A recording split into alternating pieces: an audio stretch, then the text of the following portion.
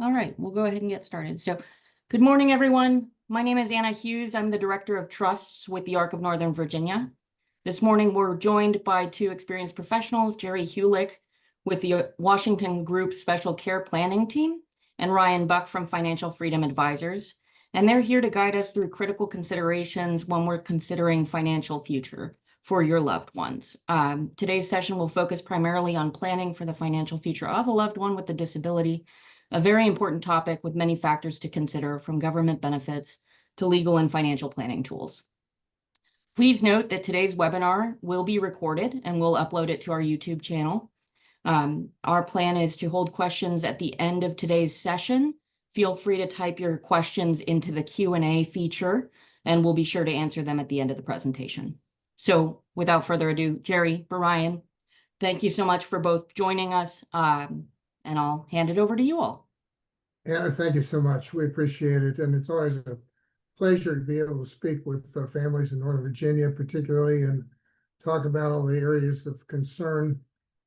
All of you are probably aware there's no generally central place that you can go for information. And so the ARC stands as really an extraordinary resource for information and bringing everything together. But today we're going to kind of give you an overview of a lot of different things. We have different workshops and seminars on a lot of these topics that almost on a standalone basis, but this will give you a good overview. And then we're happy to take other questions or be resourced for you going forward. Anna knows how to reach out to us, so we appreciate this very much. Just the first disclosure is that we are not attorneys, and we will not be giving specific legal advice or tax advice. We have a lot of information around this. We're dealing with it on a constant basis, but you need to know that we're not the professionals, and we encourage, when you're building a team, and we'll talk about that a little bit, that you find those that specialize in this arena of specialized planning for that very reason. So the biggest question we sometimes hear is, what will happen in the future? Particularly when the parents or caregivers are gone, what does the situation look like, and how do we prepare for basically what is unexpected or that we can't fully understand is going to take place? So when we're looking at the life care planning timeline, and we've got various versions of this, so this is just picking up the highlights. Before the age of 18, you could be dealing with Medicaid waivers, you could be dealing with Social Security survivor benefits. We'll talk more about government benefits. Usually you're involved in early intervention through birth, and then that dovetails into the educational system, ultimately some transition planning, and then building a legal structure. Now, people will say to us all the time, well, when's the best time to start planning? And basically, as soon as you're ready, right? It's like, it's not an optimal time. We have a lot of people that will begin when they understand that they need to start thinking about some of this stuff. So they'll begin very early, and they'll start hearing terminology during the early intervention process. And so it's a function of looking at that. What we can't predict is the catastrophic kind of event. If something were to happen to a parent or both parents, then the structure needs to be in place if they're ultimately going to be prepping for, preserving government benefits in the future. After age 18, clearly age 18 is a major milestone age. That's when you're having to look at the potential of qualifying for SSI or Medicaid waivers. That's when the parent's income is no longer deemed in the equation for purposes of eligibility. Guardianship or alternatives, we'll talk about that briefly. We're not suggesting one thing or the other. It's a consideration that has to be looked at based on the personal situation that you're involved with. Reviewing the legal structure, Medicaid, Medicare, how those come together. Childhood disability benefits, those are that and SSDI are part of the family benefit structure of our entitlement benefits under Social Security. And then, what's going to be post-secondary, what's going to take place, is that a consideration? All those things do we want to look at? There's lots of very specific things across the timeline, and everybody's going to fit into the timeline at some point. We'll have done some of this or none of this. And so we're having to pick up where they are to meet the needs of their own planning. So when we're planning for future needs, you have to consider that we're trying to quantify to the best we can, and it's simply a snapshot.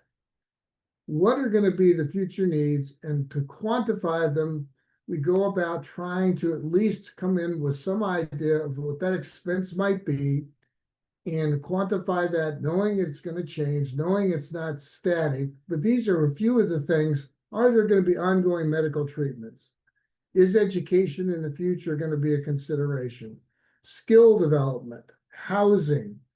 I'm always interested, when I get two parents in a room and mom says, I'll say, well, what's the vision for housing?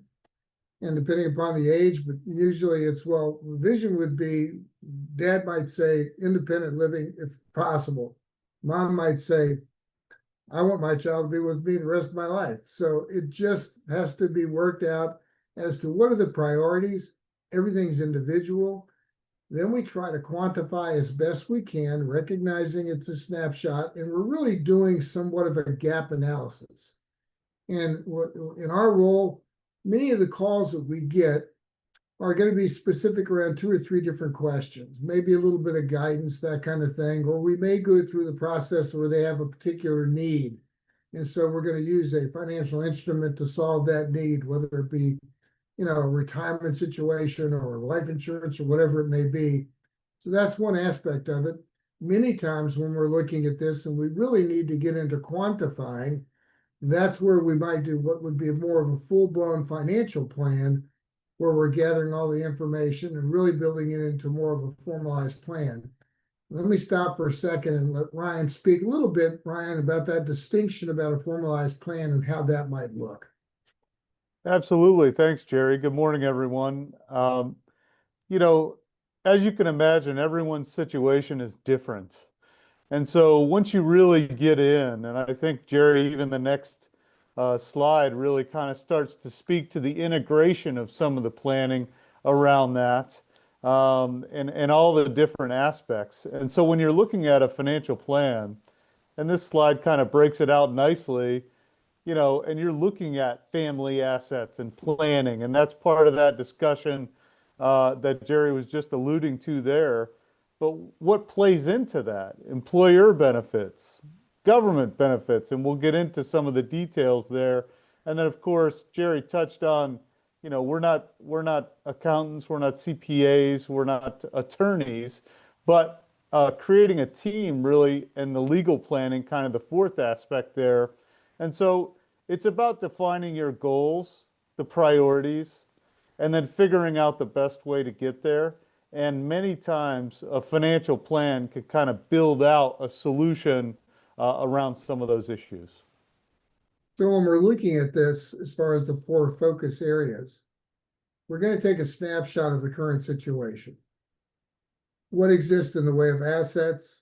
Are there other people involved? Because this is a holistic plan that's going to take the entire family into consideration. It's not just planning for the individual with a disability or individuals in a family with disabilities. It's planning for the whole family. And so when there's more than one sibling, then we're going to have to consider that in the process too. But we're also taking into consideration the capacity, the severity of the disability. What do we expect capacities might be, or do we have that better defined? So we look at first at the family assets, balancing the needs of all members, then coordinating the resources that are there. There are some specialty kinds of things that come into play that benefit the individual with special needs when it comes to certain types of assets. And that's needed to be understood in the process. Employer benefits, and unfortunately, many financial planners will pick up some of the employee benefits, but not always employer benefits, but not always all of them. And we'll talk more about beneficiary planning, but recognizing that there are benefits through the employer, like life insurance or retirement plans that have beneficiary arrangements. Generally, through the employer, there's only one primary beneficiary. So you literally need to go to the HR folks and say, well, we may need secondary beneficiaries. We may need to refer to multiple siblings. we may need to refer to a special needs trust. It depends upon the needs of the individual. And employer benefits are one of the most missed benefits that can really mess up the planning if it's not part of the overall plan to pick up and make sure the transference is there. We'll talk more about that as well. Government benefits, another one that many planners fully don't understand unless they're specialized in this area. And that really includes both the means tested benefits, meaning the SSI primarily and Medicaid, but as importantly, the entitlement benefits. With Social Security, you've got aspects of those benefits that are going to be entitled to, many of which will have an impact on the child or children in the family. The legal planning, a lot of people, we get calls all the time. I went to a seminar, I think I need a special needs trust. Well, that's kind of in a void of the broader discussion. But a legal structure to make sure that we can point the assets and make sure that we have in place what's necessary to preserve government benefits is going to be critically important. And we'll talk more about the various different special needs trusts, options there, but titling, the ownership, the beneficiary, and the transference issues are all going to be critical parts of the discussion. So if we look at creating a team, and this is a bit what Ryan just referred to, and it's a specialty area. So this is where many times, you wouldn't go to a real estate attorney if you were going to be in the middle of a divorce. You'd go to somebody that specializes in that, a family practitioner of law. So special needs attorneys are, there are some really good ones in the Northern Virginia area. And you can also get a lot of good advice around the different types of trusts that are out there. But it's important with financial professionals, the credential of choice that's becoming more popular is the Chartered Special Needs Consultant designation. That's through the American College.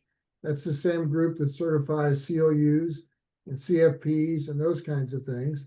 So finding people that understand this is important. And I know the ARC, we're on the list, others are on the list of planners that do this.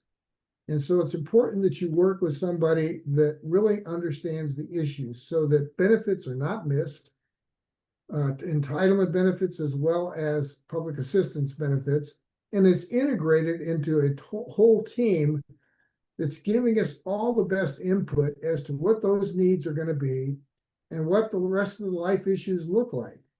So Ryan, anything else to add there as far as creating the team? Well, I think it's worth even just kind of echoing what you said there, Jerry, is really creating that individual team. And because every plan is different, those team members may be a little different. But again, just echoing some people that are professionals in this arena and just understanding what their background is and their specialty. No one could be the best at everything. And so understanding what that professional does is very important. And you as families are bringing together this team. Nobody knows their situation any better than the parents or the family members themselves. They're living it every day. And this isn't a conventional process. It should be a process very specific to you and your own situation. So let's talk a little bit about government benefits for a second. When we look at entitlement benefits, most of us are in the Social Security system. We're paying into the Social Security system. You see, we're all focused pretty much on the retirement. When we get our statements, and by the way, they no longer send statements out on a regular basis. They're supposed to be sending them out every 5 years. Interestingly enough, though, if you look at your statement, there's a whole section about earnings. Each year, what you've earned, and that's basically then specifying what you would be eligible for in benefits. Well, if there's an error, if they picked it up incorrectly, you can only correct it within a 3-year period. So if we only get our statements every 5 years, then that doesn't even allow us to correct it. Now, starting at age 60, they're supposed to be sending it out every year. That's somewhat sporadic. So what we encourage here is that you go online to ssa.gov and establish your own account. Both spouses could do that. And in establishing that, or caregiver, or whoever is the person that's caregiving over, or maybe has guardianship over the child, all of those are factors as far as benefit structure. Go in, set up your account so that you can look at it at any time. When it comes to Social Security, three distinct areas. Retirement is the first, with the earliest that you can go out on retirement, age 62. With full retirement, generally these days running at age 67. And then they might even suggest that you can leave it there until age 70, and it increases approximately 8% a year from your full retirement age of 67 to 70. The family benefit structure, though, and it's retirement first, and it's disability benefits that you have for yourself. So if you became disabled, but if you become disabled, then there are benefits for family that come into play, and then there's a whole section on family benefits. We tend not to spend a whole lot of time looking at the family benefits, but it's a critical area for those that have special needs or disabilities in their family. And that's what it includes. You see here the survivor benefit or the children's childhood disability benefit. What those are entitlement benefits when there is a disability in the family. And one good example, and I'll use this my own example, my mother passed away when I was 11 years old. I could have gotten a survivor benefit based on her wage earnings until I was 18 or 19 if I was still in school. My dad didn't know it. He didn't even know to apply for it. So when he finally realized it, it was when I was 17, I got it for 1 year, whereas I could have been getting it from age 11. So again, from the survivor benefit standpoint, that's a critical benefit. That's additional potential income coming in. The childhood disability benefit, well, if I have a child with a disability, they're going to get that benefit as well, and as would my other children under the age of 18. Then after the age of 18, if I have a child with a disability that's severe enough that they're not able to have substantial gainful employment, then more than likely, they're going to also qualify for the childhood disability benefit if they've been disabled prior to age 26. After that. So if it's a congenital disability, more than likely they're going to be able to get it. They just can't have made a substantial gainful wage. So the childhood disability benefit is 50% of the parent's benefit. Doesn't take anything away from a parent. So that's another reason when we look at this as far as ages, because sometimes we'll find in dual working households, a parent might take their Social Security earlier, as early as 62, because they'll also get the childhood disability benefit on their child, and the sum total of those two numbers are going to be greater than if they waited just to get normalized Social Security. Know that if you qualify for the childhood disability benefit, that benefit is always based on the full retirement benefit, even if the parent takes it early. So those two numbers can be critically important when we're doing overall planning, and we find it come into play, and the decision about when's the optimal time to take Social Security is going to vary significantly by family and also the dependents and or whether there's a special needs or disability situation. So that's entitlement benefits. Again, encourage you to establish your own accounts with SSA.gov, something to look at. If a planner that you're working with doesn't ask for the specific information around this, beware, because these need to be included when you're talking about the planning. These are significant benefits that need to be put into the analysis as to whether there are any gaps. Because if I'm getting for the rest of that child, we get 50% of your benefit for the rest of your life. And when you pass, that benefit goes from 50% to 75%. Well, if that number, actuarially looking, could be 40 or 50 years, if that number is left out of that monthly number is left out of a plan, there's a huge gap. And so that's where it's important to be dealing with somebody that knows what they're doing in this space. Public assistance, we all know that. It's almost like when we have a child, we're ingrained, one of the first things we're ingrained, never, ever, ever, ever have more than $2,000 in this child's name. That's changed a little bit with the advent of ABLE accounts, but the bottom line is that we're really tuned into SSI. Generally, if a child's on SSI and then becomes eligible for an entitlement benefit under Social Security will eventually pick that up Sometimes it takes 6 months. I've seen it take as long as 2 years. So just knowing your eligibility for those kinds of benefits are critically important. SSI is important. That comes into play almost immediately at age 18. Usually we're suggesting 6 months prior to that is when you're looking at the beginning of the application process. They're also going to be eligible for Medicaid more than likely. That's two distinct applications in the state of Virginia. Most of the states across the country have one application. Virginia, okay, there you go, once again. So, and then you have all these other public supports, whether it be the food stamp situation, food, temporary assistance, and all those kinds of things. CHIP in Virginia, there's subsidy for health insurance that is critically important. So all of these, again, are things you need to understand to make sure that you're not walking by a resource that exists. And it's many times some of the best supports that we can find are in our own networks of people that have experienced this. But once again, here the ARC is a great resource to go for these kinds of things as you're looking at it. So then we talk about the legal structure.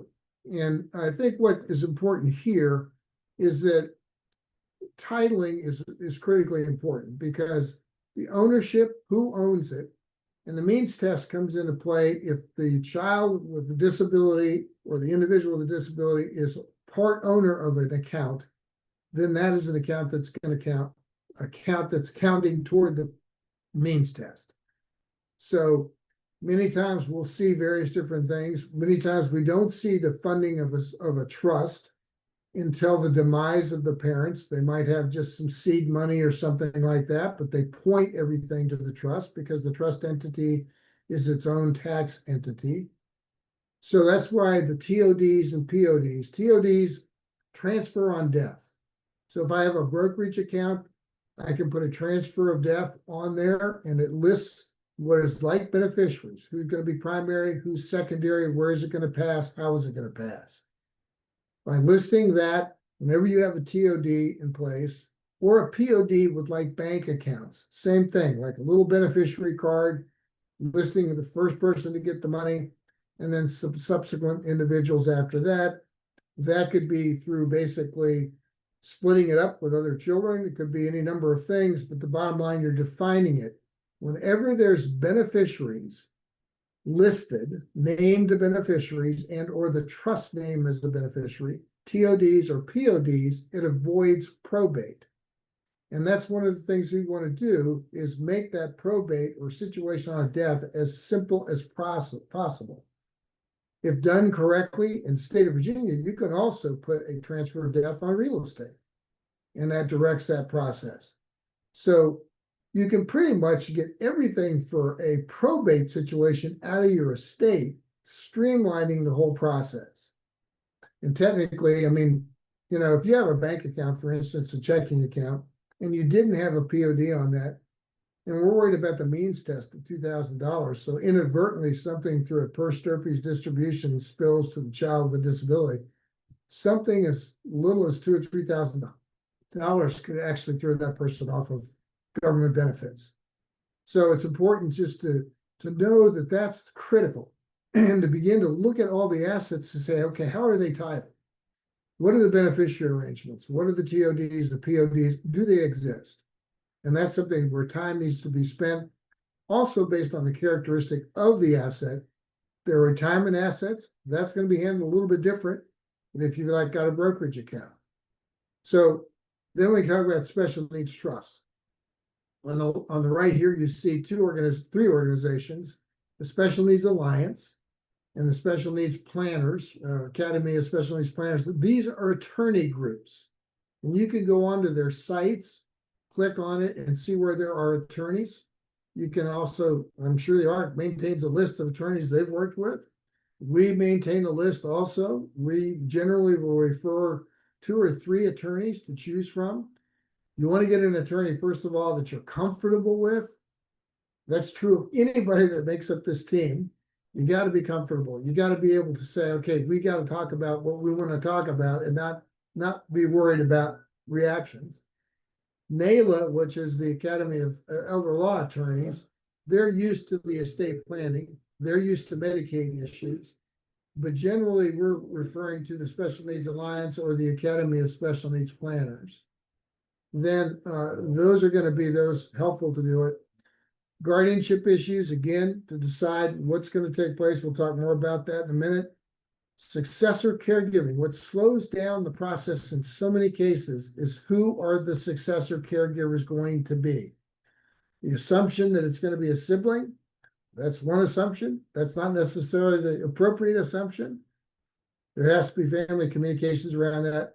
Estate planning, putting all the documents in place, the will, which is a directional device that kind of explains what's to take place. Advanced medical directives. These days, with what has happened with many of the situations of suits, the more specific the medical directives and the transference of who's able to make decisions, that's critically important there. You're not necessarily giving up decisions for yourself unless there's an incapacity. You're basically creating direction. Durable powers of attorney, both general or specific. It's interesting to me too. Sometimes we'll have powers that have been drawn, and people will go in and try to use the power, and the institution will say it's too old. They're going to have some of their own processes, but the bottom line, if you've got them in place, then legally and technically they should work. In any event, we should always be looking to make sure our documents are updated. And then trusts. And then the last is the letter of intent, and we'll spend a slide on that. But that's kind of a directional piece as well. So all of these things are considerations to look at, basically to make sure that you're doing the appropriate things for your own situation and building that whole legal process.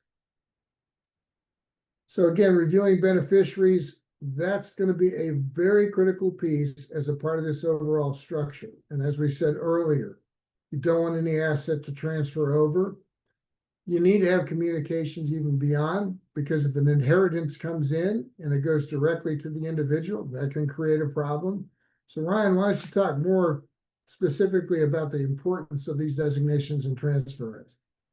Yeah, I think Jerry, mentioning that this is a critical piece, gosh, we see missed beneficiary designations all the time.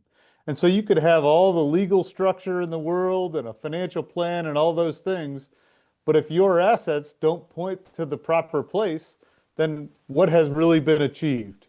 And so it's not really just a one-time thing and set it and forget it.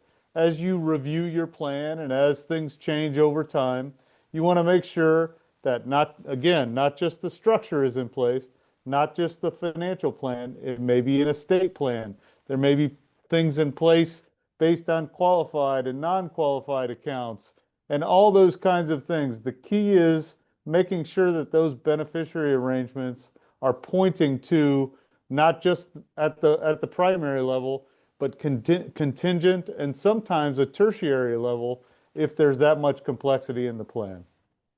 Ryan, briefly address the issue of qualified versus non-qualified so that they understand exactly what that means. Sure. So qualified assets might be something like a 401k or a 403b, something that you have through work. Maybe you've got an IRA. Those would all fall under qualified assets, which would be pre-tax benefits. So when you're talking about a financial plan, when you take those assets out, they are fully taxable. And so on the flip side of that, non-qualified assets would be something that you've invested after tax. And so you may be dealing with capital gains, whether it's short-term or long-term capital gains, but effectively you're only taxed on the gain when those come out. Whereas with qualified benefits, oftentimes those are pre-tax. And the reason I say oftentimes is falling under that bucket would also be something like a Roth, which is treated differently than a pre-tax qualified benefit.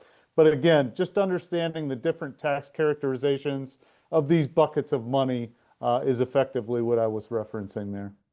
And it's a great point, because the thing to keep in mind, it's relatively new legislation that came out as a part of the Secure Act, that still today, they did away in many instances of what is known as the stretch, meaning you could take and stretch the benefit payout to a survivor over a lifetime. That's still available for spouses. It's available for children under the age of 18, but it's gone away for children that reach over the age of 18. So we can no longer stretch, and the payout has to take place within a 10-year period of time, either the first year, but all within 10 years. So if you had $100,000 accumulated, they'd have to take a minimum of $10,000 a year or a lump sum or it, but it's all got to be out of there by the end of 10 years. What didn't change in the law is the stretch is still available when there's a special needs or disability situation, which means that that same 100,000 could be the distribution stretched over 40 years or 50 years, depending upon the actuarial situation of the child. So that means we got to take and look at qualified assets like a 401k or an IRA a little bit differently versus the non-qualified assets, but we might be able to pass those through. And all of it is because we're going to generate, some things are going to generate income. Where's the best place for that to be? Should it be in the trust? Should it be outside of a trust? What are the other assets going to look like at the time that affect the child? Are they on public assistance benefits? All those things, it needs to be integrated. And again, there are some fantastic financial planners out there. But if they don't deal with this on a regular basis, and you ask them, well, tell me about the special stretch rules around a child with a disability. If they don't understand that, then it's good. I can go to the basics. If I'm talking to a great financial planner and I say, I had a rough IEP today, and they go, what's an IEP? Time to look at another planner. So anyway, let's go to the next one. Here are the trusts. And I'm not going to spend a whole lot of time here because some of your best advice can be received right by this lady that's on our call, Anna. First party trusts, that is when it's the individual's own money. Okay, so then an inheritance is a perfect example, or a settlement from a car accident or something like that would need to go into a first party trust as their own money. If an inheritance came in and we had no way to avoid it, it's coming directly to the individual, that's their money. Third party trusts and first party trusts are Medicaid payback trusts, which means if there's a residual value and the person that is the trust named in passes away, the residual value can be attached by Medicaid to be paid back at what is basically the lowest negotiated rates and premium for that Medicaid system. The third party trust is set up usually for the benefit of an individual by someone else. There's no limit. You could have multiple third-party trusts, but is basically monies are pointed toward this trust or put in that trust for the benefit of that individual. Anytime these trusts are used, the language exists to basically preserve government benefits, the public assistance benefits, the means test, that kind of thing. Self-settled trust is a relatively new piece of legislation allowing individuals with disabilities to set it up for themselves. It used to be that had to be set up by someone else for their benefit. Now they can set it up for themselves. The pooled trust is exactly what's available through the ARC. They have variations on the pooled trust as to the kinds, they can deal with all the things we're talking about. The issue, the importance here is that, again, the preservation of government benefits, and in the ARC's case, the administration and the help and the support that you get when you're dealing with the trust, and how the trust assets can be used, paid out, all those kinds of things. I think that when you're looking at continuity over time with any significant amount of assets, you need to be looking at a trust as an option. I'm not saying you should do it. It needs to be looked at. How does it figure into the overall planning of the individuals involved? And basically, can I protect the government eligibility? And it's a different situation because if I've got SSI, that's means tested. If I get the childhood benefit, that's SSDI, that goes to entitlement. That's not means tested, but you still may want to be eligible for Medicaid. So all these are factors as you're looking at it. And God knows Social Security makes it so easy. I mean, they send out a nice newsletter that explains this in spades, right? Nope, doesn't happen. So it's a resource that you get locally that can help with the best structure overall that you can provide and make sure that you've done it correctly to sustain those benefits. Guardianship, again, and conservatorship. I mean, we don't see conservatorship in Virginia as much. We see guardianship and also giving the guardians some issues around abilities around financial management as well. You've got full guardianship. The courts really don't want to see this. They're looking as much as possible for the individual to maintain as many rights as possible. That's why you see limited guardianship. Today, we see more and more supported decision-making when the capacity is there, which does not involve guardianship. We've had families that are always with a child with severe disability. They're always with them. And they're saying, we don't need guardianship because we're always with them. It's an individual situation and decision. Conservatorship is when they're just taking over the financial decisions. We've seen some of that lately in the media with some of the celebs that were basically under conservatorship situations. Medical powers of attorney, that's going to be kind of important from that standpoint. Many times, all of these, whether the general powers, all that, many of these will require capacity to do the documents. I'm working with a couple right now that the two spouses are 88 and 90. My biggest concern is we need to get things in place while I can also show, because the capacity of them to do legal docs is going to be questioned just because of their age. I think they're both in great shape, but the sooner this is looked at, the better, because it involves a capacity issue in that process. The letter of intent is pretty simple. I kind of define it as a babysitting instruction on steroids. So let me turn it over to Ryan and Ryan, kind of walk through this, if you will. Sure. You know, the first line there, not a legal document, but considered by the court. And it's interesting, you know, everyone gets caught up in sort of the legal structure and their financial plan and sort of the formality of all this.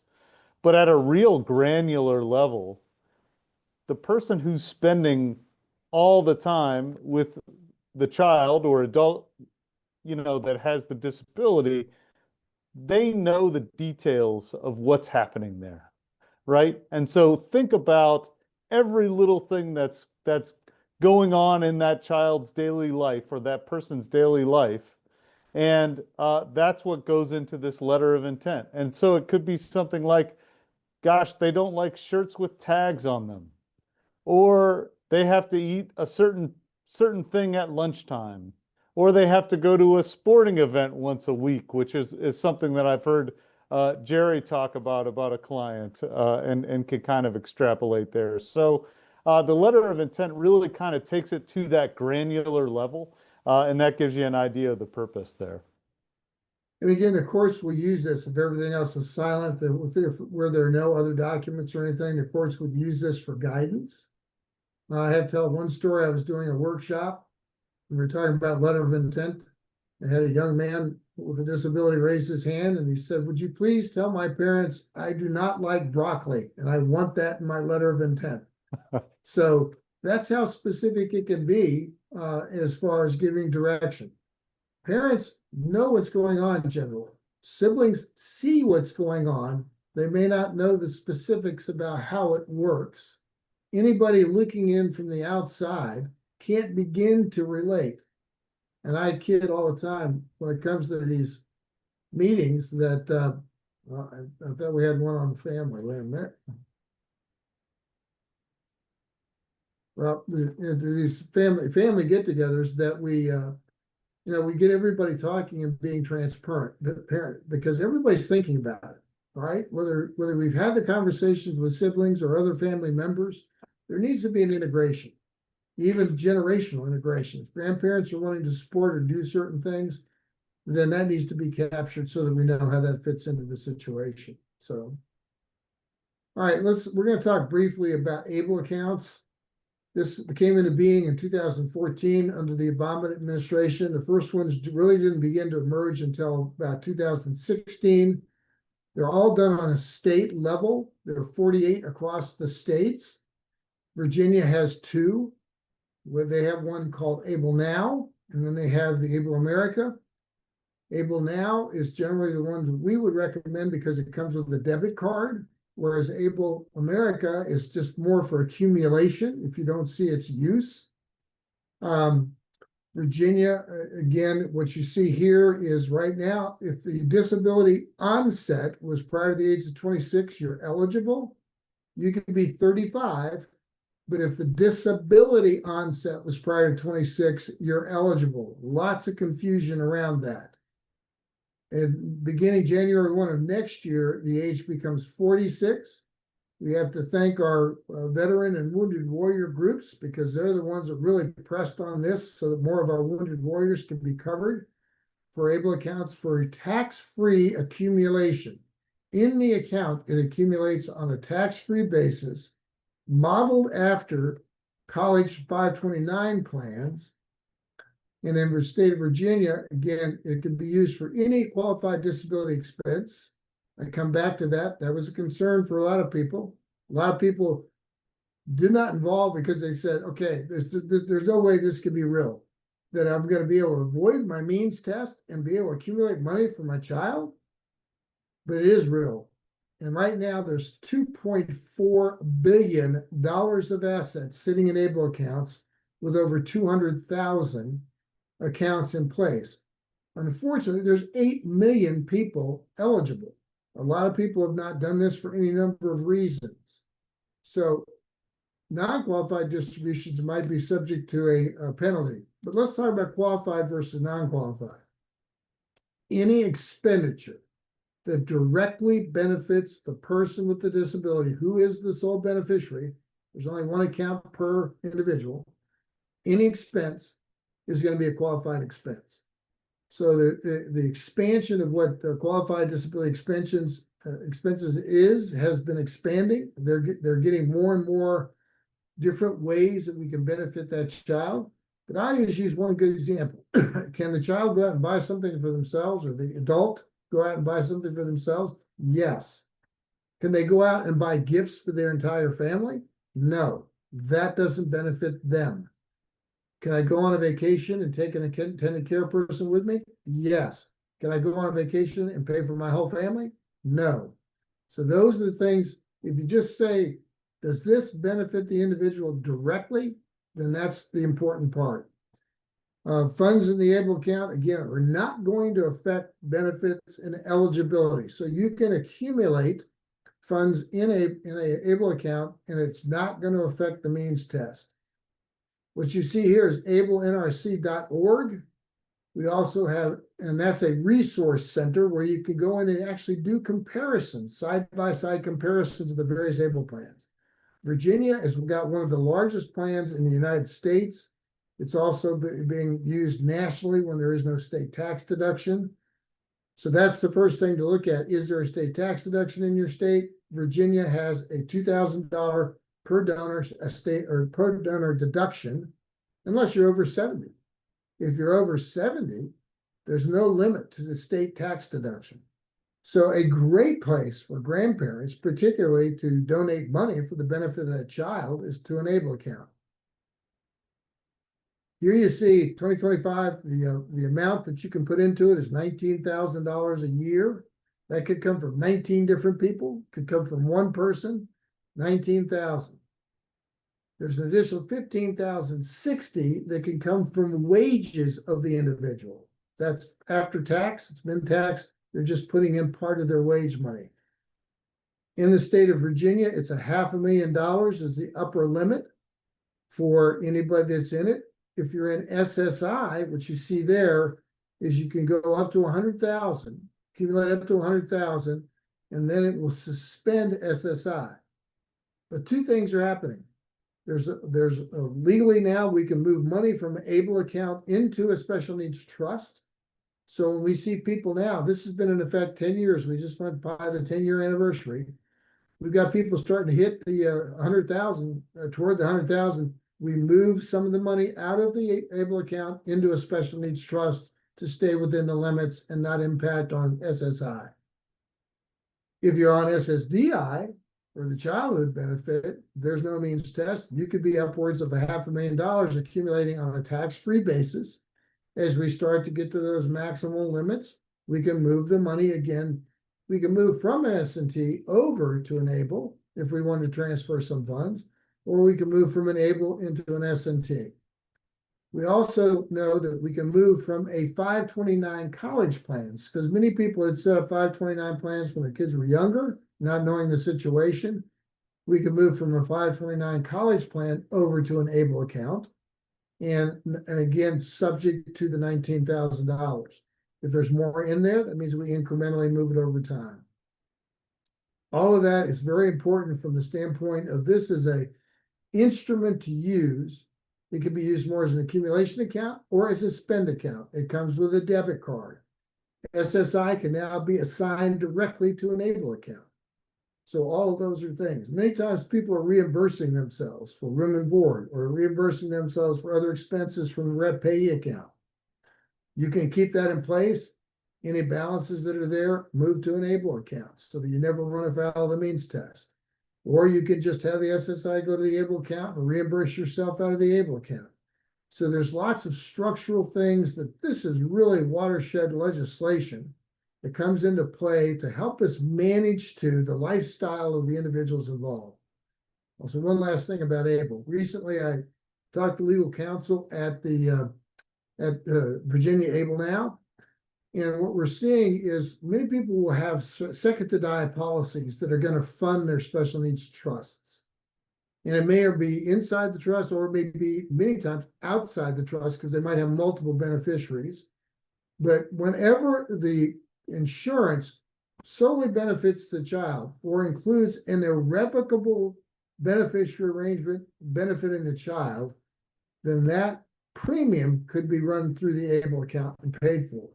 Another way that grandparents can easily support and help by having monies come through there. An Enable account can help also with the development of legal agreements and those kinds of things. So it's really a watershed legislation that gives us lots of flexibility. So we talked about the future care providing be identified.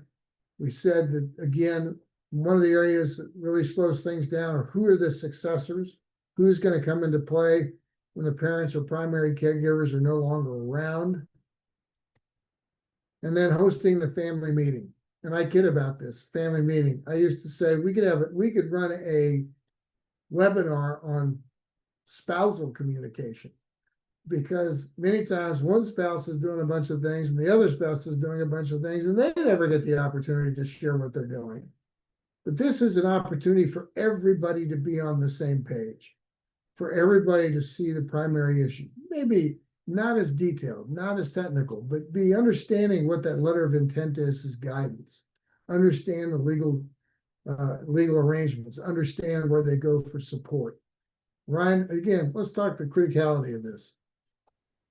Yeah, thanks, Jerry. I mean, you certainly touched on it there, but again, everyone gets so caught up in the details, the point I made previously, that they sort of forget that, you know, there are other interested parties, right? So grandparents are an often missed thing where they've got things that are pointing to, you know, the child, and if God forbid something happens, that could really, you know, put a wrench in things. So it really is critical to have everyone on the same page on a need-to-know basis, certainly. And Jerry, you kind of alluded to that. Not the details of the entire plan, but the key is just sitting there thinking, okay, what do I want to happen? Who does that involve? Who has interest in my child succeeding and their plan, and making sure that everyone's on the same page. One example I use all the time too is grandparents sometimes will take out savings bonds. These days when a child's born, all they need is a name and social security number, and they get that as they leave the hospital. So they'll be applying for SSI later on, and all of a sudden the folks say, well, what about all these bonds? What bonds? We didn't even know bonds existed. So that's where communications is critical. Again, the ARC, one of the best resources out there. And you all, if you're on this, you already know this. So they're a great source to go. But any of the nonprofits, even specific to certain disabilities, are going to be a good resource for discussion. The conferences that they hold across the country, all these kinds of things are great. Newsletters, publications. your support groups. We're always picking up some more recent program that might exist that we weren't aware of. We found out about various different rent subsidies and or subsidies for residential related issues through different support groups. The government agencies, don't forget, federal, state, and local county. These all have resources. They're distinct, sometimes integrated, but mostly distinct. So just know that those are all resources to go. We talked about the various groups, the Academy of Special Needs Planners, the Special Needs Alliance, Elder Law, the Special Care Planners. You want to find somebody that knows what they're doing to do the appropriate process. Once again, the ARC maintains a list. Okay, Mass Mutual, I mean, that's one of the companies we work with. I'm not trying to promote Mass Mutual as much as the companies that are really doing this kind of work, more the individuals. Ryan and I are kind of both non-captive from a company standpoint to represent products, services of various different companies. And then we'll be with a broker dealer for the investment products and all those kinds of things. So, you know, you want somebody that can represent the entire situation that's not in a captive kind of situation with a company. Again, finding experienced professionals is critical. The ARC can help with that. We can help with that. We're happy to refer. Lifetime care, that's it. It's about building a quality of life. The life like yours. Ultimately, that's what we're after. These days, competitive employment, all of those are becoming bigger and bigger issues. I see employment today where I saw education, and what we saw, what's taking place in education, all the improvements there over time. Are we where we totally want to be in education? No, but we're much further along now than we were 20 years ago. Today, we're really beginning to see much more in supportive and integrated type employment and making some great strides there, educating corporate America, businesses about how to better hire those with disabilities that have capacity. So all of those are going to add to the quality of life. So that's it. Anna, if you want to open it up and let us know if there are any questions and we can try to answer those. This is my contact information. My practice manager, Carrie Alford, is at that phone number. Anybody wants to have more emails answered or questions or whatever, feel free to call. And then that's also my my email, and that would be shared with Ryan as well. So Anna, anybody? Thank you, Ryan. Thank you, Jerry. So we do have a handful of questions. The first one, I believe it was tied to the ABLE account. The question came up right around then. So it was, do you see Medicaid clawback being addressed at a national level? Yeah, wouldn't we like that? Right now, there are 21 states that have passed laws, Virginia being one. There's no Medicaid clawback in Virginia. We are encouraging the use of a federal piece of legislation to do away with Medicaid clawback nationally. So it has to be looked at state by state. The good news is Virginia has both a state tax deduction as well as a no clawback. So that should not be a reason not to participate. It's a relatively easy situation to enroll in Virginia. But yes, would they like legislation? Two pieces of legislation I'll mention on Capitol Hill right now. One is the Enable Act, which there were some rules under ABLE that were going to sunset and go away.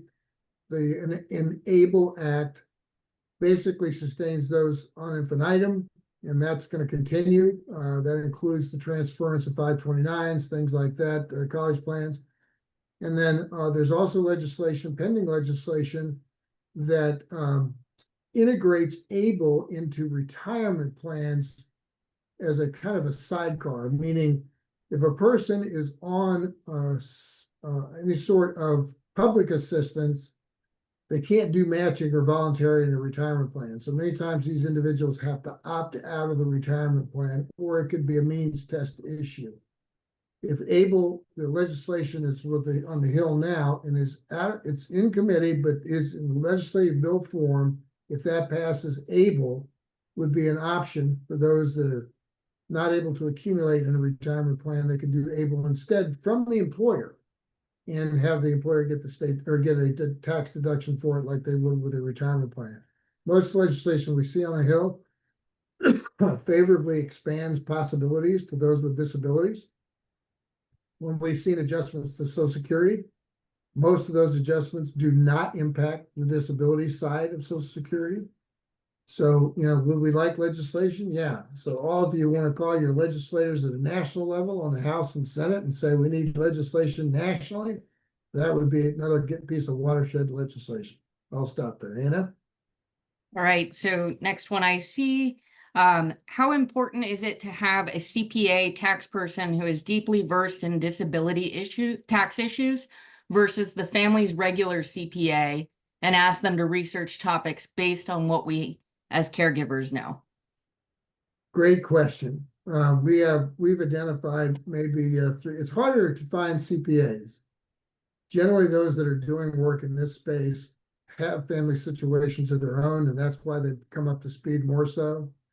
There are a few good ones out there, but again, it's a specialty area. We have a tax tip piece that we can distribute if you want to just let Anna know or let us know, and it gives overview. We do find we have a couple of accountants that will review your return with a look towards special needs deductions. And there's a lot of things for conferences. There are a lot of things that might apply to the medical deduction. There's come into play. It's a unique area. I wouldn't have an expectation that an accountant that's not working with this regularly might have the in-depth knowledge. So again, we encourage whether you do a consult with one that does, and then take that back to your regular accountant, or you utilize somebody that really understands it better. I think it's another critical area of planning where you need the specialty to really make sure you're getting it. But there are, like I said, we have a tax tip piece that we'd be happy to send out. Thank you. Next question, how long is your initial consultation and how much would it cost? Initial consultation is generally going to be an hour at least. I have a tendency to be verbose if we haven't seen that already. So an hour to 2 hours, it's not going to be, there won't be any fee for the initial consultation. And it's to discern, is there value in you, working with us? And really, what are the needs? Do you just need some simple questions answered, or you've done a lot of your planning, or you need some updates, or you've heard something that might need an adjustment? That's different. And I'm happy to do that in a practice and not charge for that. At the same time, if it needs more formalization, we wanted to get into real quantification, gap analysis, that kind of thing. It's going to move more toward a plan. And that's going to be after the consultation, which will be free. That's going to be a fee-based situation, depending upon the magnitude of the assets and situation, and would be defined by us in the process. Right. So next one, I have to rewrite my will, but started thinking about living trusts. I've heard different opinions about these two options. So I think they're looking for your opinion if you want to share.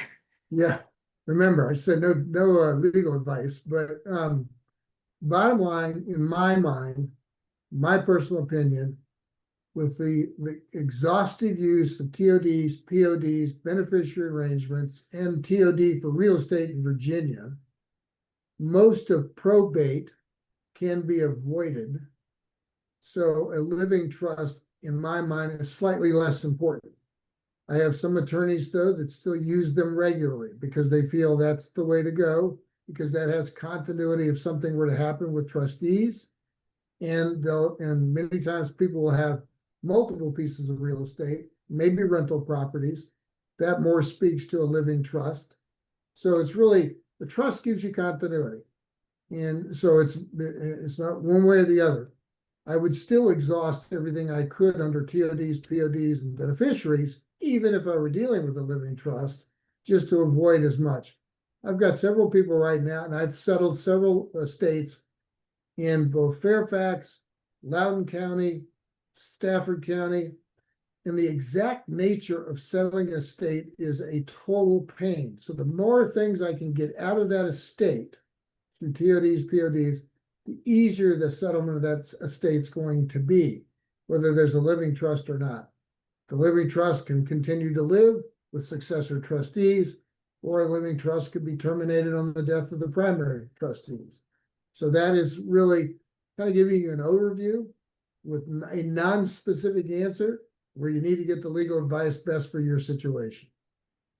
Perfect. All right. Could you please explain again SSDI benefits for a disabled adult child being assigned directly to ABLE accounts?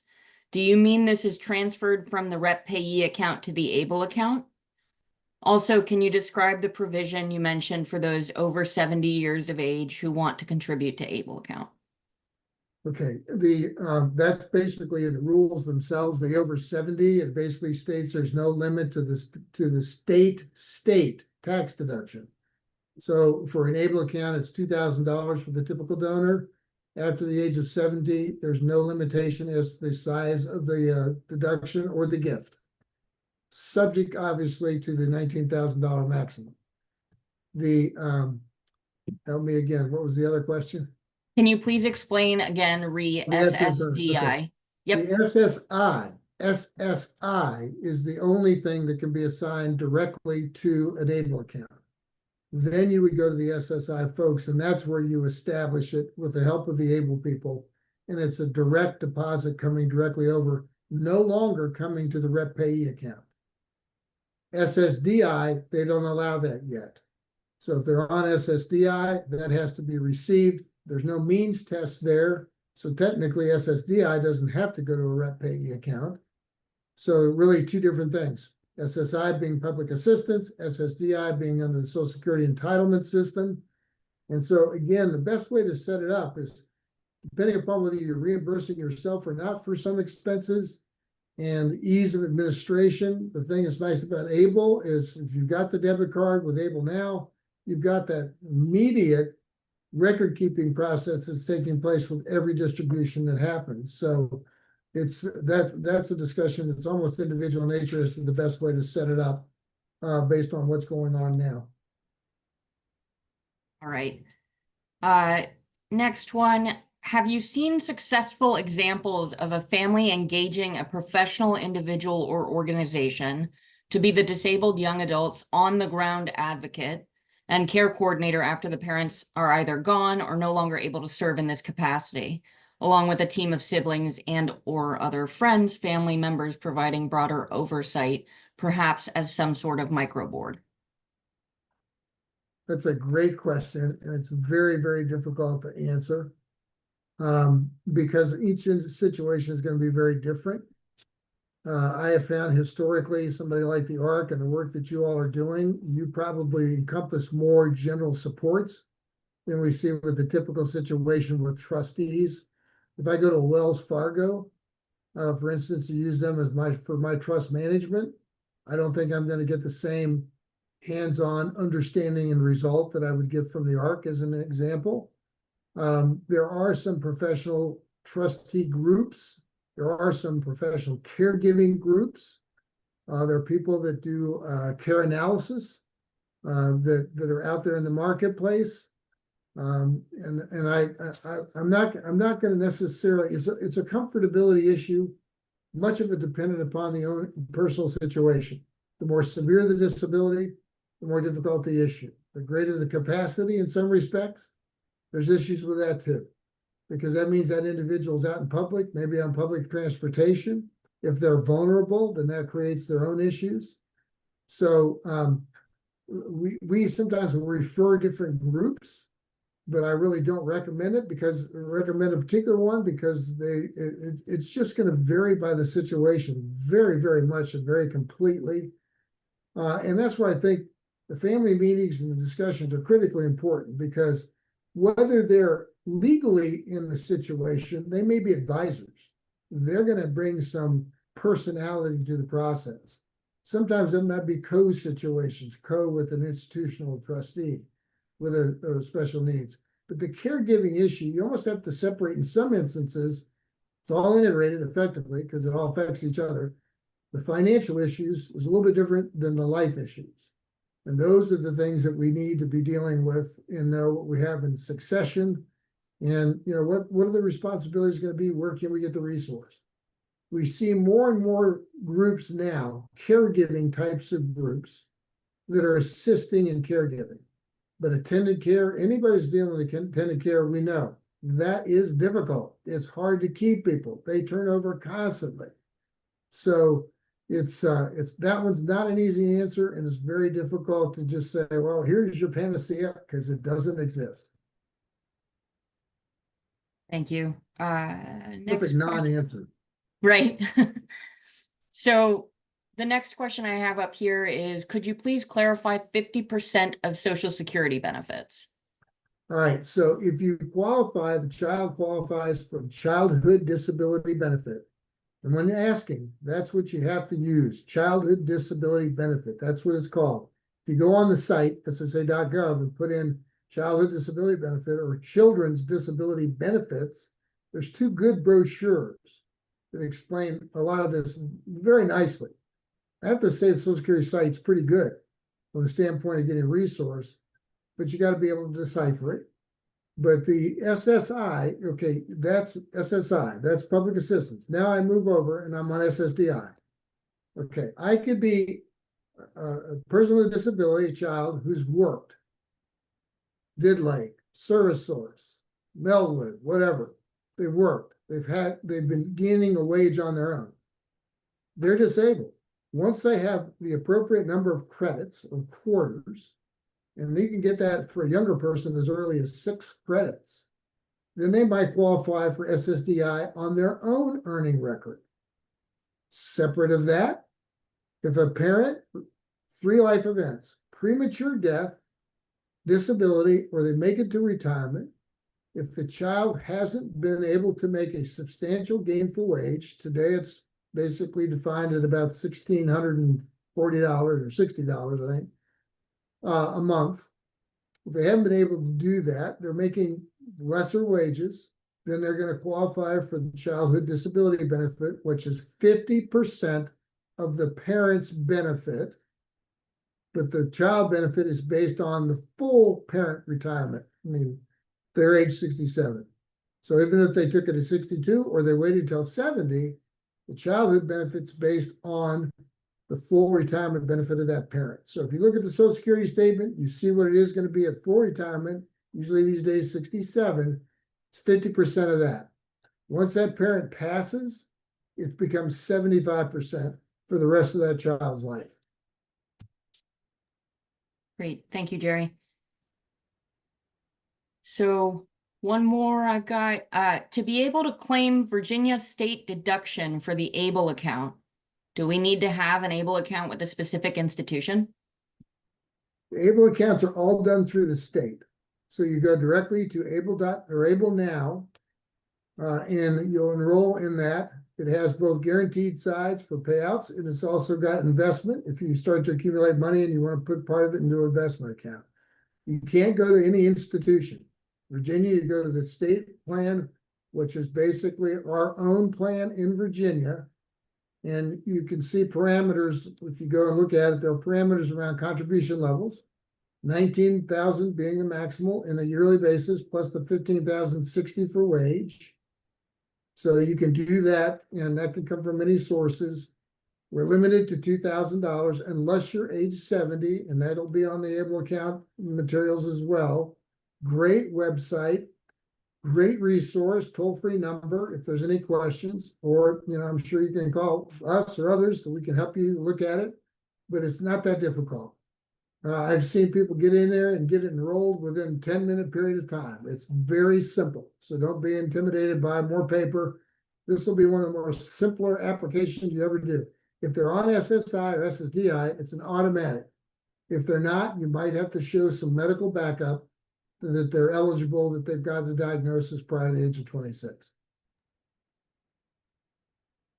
Jerry, so one more we have asked. So to clarify, you have to be a resident in that state for the ABLE account, asking as a military family who moves every 3 years. You want to, wherever your residency is, you look at that state first for the state tax deduction. If there is no state tax deduction, there are a lot of military people in Texas. There's no state tax deduction. But Pennsylvania, there's a $19,000 state tax deduction. So I want to look first, do I have a state tax deduction with my state of residency?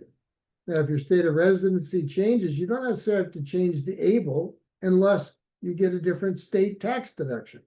Then you can close one able and move it to the state where the state tax deduction is where you are, but you start with the able in your state of residency. The Medicaid clawback, let's say you're in New Jersey, or New York. New York has no state tax deduction and a clawback. So people in New York use any national plan. Yet the rules when it comes to Medicaid clawback, they could be using the Virginia plan, but if something happened to that child, there's a Medicaid clawback based on where they lived. Okay, so the Medicaid clawback is based on where you live, not where the able account is. State tax deduction is based on where you live, but you can also then move, if the deduction's higher in the new state, you can move from one able account to another, but you're only allowed one able at any given point in time. All right, I have a couple questions I just wanted to go back to earlier. Jerry, you mentioned earlier you have the ability to move funds from an able account to a special needs trust. Is there a specific type of special needs trust that can accept able funds in terms of third party, first party? You would expect there would be, but there isn't. They don't delineate it between transfers. Virginia has accepted both, meaning a first party and third party money. Technically, if it's first party money, it should have a clawback, right? But you can move it from an able over, and they don't expect it to be first party money. So it's we would always move it to a third party. Great. I had a question because I see it often when I'm meeting with families. So the Arc of Northern Virginia, when we set up a pooled special needs trust, we request a trust plan, very similar to the letter of intent. How would the family like the trust to be managed? Oftentimes families freeze when this is asked of them because they're so worried about not being specific enough or being too specific. Do you have advice to families that might be trying to fill out a trust plan or a letter of intent, but get stopped because they're worried they're not going to capture everything under the sun? It's interesting because I was dealing with this older couple yesterday, and it's so much more about control of, we want it done the way we want it done. And that's very difficult because the reality is, unfortunately, the people setting all this stuff up are not going to be around when a lot of it comes into play. So trust is critical, and I get that. Continuity is critical. I mean, I wouldn't work with a nonprofit that's been 2 years in existence, but I would work with a nonprofit that's been around forever, which the ARC has. So it's there has to be some level of trust. Can we anticipate anything and everything that's going to happen? No way. So what we've got to do is be crystal clear on those things that are greatest importance, greatest priorities. Make sure those are being captured. Know that if you're not going to be around, is the communication taking place? Is my letter of intent? Is my trust instrument and instruction as comprehensive as it possibly can be? Stop worrying about it. Try to maximize, and know that as long as you're around, we can still make adjustments. But the more we capture to begin with, and it's not going to ever be perfect because situations can change. And I think it's more important that we move forward and we get things in place and we preserve the benefit structures that are going to exist. We don't disenfranchise those with the disabilities. All the legislation speaks to broadening possibilities. So we may need to make some adjustments when we see it, but I just say, don't freeze. I've been doing this for, well, I used to say years, but now it's decades. And so it's multiple decades. And the biggest thing is it's not ever going to be as perfect as we'd like, because there's some things that are uncontrollable. There's things today that'll happen differently today than we ever expected, right? So we have to understand some of the flexibilities, do the best we can, and build that trust with the organizations we work with. Perfect. Again, a long non-answer. Right. And my feedback is always very similar to what you just shared, and a reminder that you can update it as often as you'd like, but getting something on paper to start is a good starting point. So thank you. I mean, people may already know this, but the ARC trust system has been in place for a while, has grown. I've seen it grown. The capacity today of what you do versus what you did initially, what you're able to take in the way of resources and assets, all of those things keep expanding. And so, and that's what you want. And most of the time with pool trusts, you're going to be dealing with a nonprofit. So continuity of the nonprofit is critical. The resources the ARC brings beyond just the trust is critically important. And that's where it's, you know, it's amazing, because I wish there was a central place like, say, oh, if you go to this site, there's every answer you ever wanted to ask. Doesn't happen, doesn't exist. In fact, I can't even get us to call Social Security and get the same answer in the same day. So it's difficult. I understand that. So the trust issue is important. Scouring the best answers is important. And I'll stand by again. It's not that we're just doing this with the ARC. The ARC is a fantastic resource. Understand that. Thanks so much. All right, Any- Jerry, Ryan, we're on time. I see no more questions, so I think we'll end today's session, but I just wanted to take a moment and thank you both again for your time and the information that you've shared with this community. Thank you so much. It was our pleasure. And if we can do anything, you see the way to reach out to us or reach out to Anna, and we can answer any other questions that might come up. All right. Thank you, everyone. Have a nice weekend. Thank you, Anna. Bye. Bye-bye.